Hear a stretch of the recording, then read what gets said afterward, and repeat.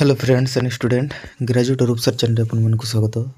तो आज आम ए भिडियो आलोचना करवा +3 6 semester history honours paper 13 unit 2 एक मार्क प्रश्न उत्तर आपने देखिपे यहाँ एक मार्क प्रश्न उत्तर आम यूनिट 1 रू प्रश्न उत्तर आम आलोचना कर सारीचु। यहाँ आपको बहुत इम्पोर्टाट कहीं आम सब सिलेक्टेड क्वेश्चन जो आम आलोचना करूँ। तो आपने जब आम चैनल नुआ अच्छे तो आम चैनल को सब्सक्राइब करनी और सांग मान पाखे सेयार करदेवे। तो चलते आम विलंब नक भिडियोटा को आरंभ करवा। देखा एक मार्क को प्रश्न अच्छी जोटा कि बहुत आपनकर इम्पोर्टाट गुरुत्वपूर्ण रही।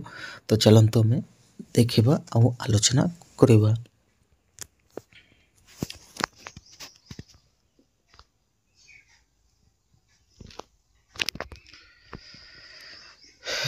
एक नंबर प्रश्न दी जाइए मनकर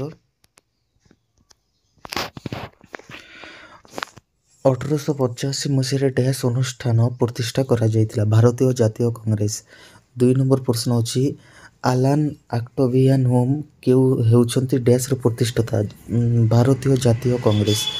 3 नंबर प्रश्न 1885 रु 1805 पर्यंत समय को भारतीय स्वाधीनता संग्राम डैश युग रूपे अभिहित करा जाए नरमपंथी युग बा उदारपंथी युग। 4 नंबर प्रश्न सुरेंद्रनाथ बनर्जी डैश नेता थिले नरमपंथी। 5 नंबर डैश थिले प्रथम भारतीय जी कि प्रशासनिक सेवा परीक्षा उत्तीर्ण होइथिले सुरेंद्रनाथ बनर्जी। 6 नंबर प्रश्न रिपन कॉलेज डैश ठारे प्रतिष्ठा होइथिला कोलकाता। 7 नंबर प्रश्न कोलकाता प्रतिष्ठा होइथिबा रिपन कॉलेज रो डैश थिले प्रतिष्ठाता सुरेंद्रनाथ बनर्जी।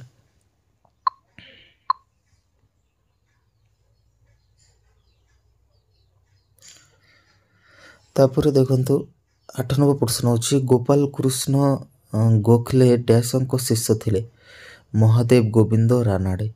10 नंबर प्रश्न महात्मा गांधी राजनीतिक गुरु डैश परिचित थिले गोपाल कृष्ण गोखले।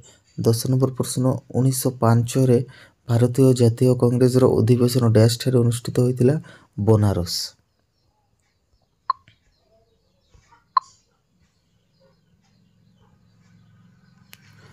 11 नंबर प्रश्न भारतीय जातीय कांग्रेस प्रथम सभापति डैश थिले उमेश चंद्र बनर्जी। 12 नंबर प्रश्न डैश भारतर वयोज्येष्ठ मनीष भाव में अभिहित करा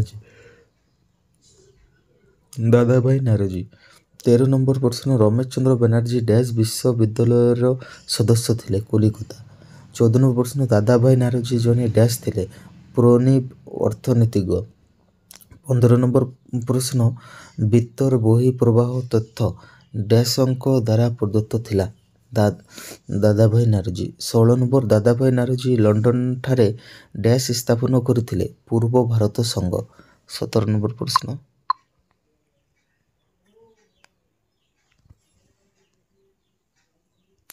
प्रथम भारतीय बारिस्टर बॉम्बे उच्च न्यायालय डैश थिले बहरुद्दीन तबजी। 18 नंबर प्रश्न बहरुद्दीन तबजी डैश संघ प्रतिष्ठा करथिले बॉम्बे प्रेसिडेंसी। 19 नंबर प्रश्न मद्रास रे भारतीय जातीय कांग्रेस डैश अधिवेशन बसिथिला तृतीय।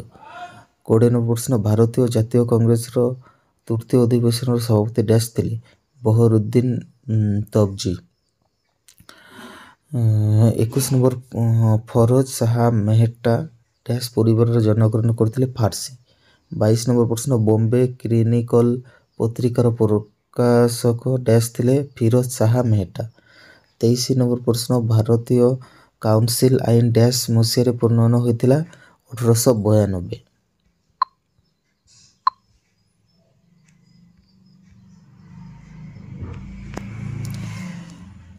24 नंबर प्रश्न बेल दी कमिशन डैश मसीह नियुक्त होइतिला 1895 मसीह। 25 नंबर प्रश्न प्रतिनिधित्व बिना कारदान अनुचित डैश ध्वनि थिला अमेरिका स्वाधीनता संग्राम। 26 नंबर प्रश्न बंग भंग डैश मसीह होइतिला 1905। 27 नंबर लाला लाजपत राय डैश समाज द्वारा प्रभावित होते आर्य समाज द्वारा। तो यहाँ थी आपनकर पार्ट 1 आग भिडियो आम आलोचना करवा पार्ट 2 और 28 नंबर 2 आलोचना करवा। तो आपने भिडियो को जब भल लगी तो आपने भिडियो को लाइक कर दिंतु चैनल को सब्सक्राइब करनी। ଆଉ ସାଙ୍ଗମାନଙ୍କ ପାଖରେ ସେୟାର ମଧ୍ୟ କରିଦେବେ, କାହିଁକିନା ଏମିତି ସବୁ ଭିଡ଼ିଓ ଆମେ ନେଇକି ଆସିଛୁ ସବୁ ଆମ ଚ୍ୟାନେଲରେ, ନୂଆ ନୂଆ ଭିଡ଼ିଓ, ସବୁ ଇମ୍ପୋର୍ଟାଣ୍ଟ କ୍ୱେଶ୍ଚନ୍। ନମସ୍କାର।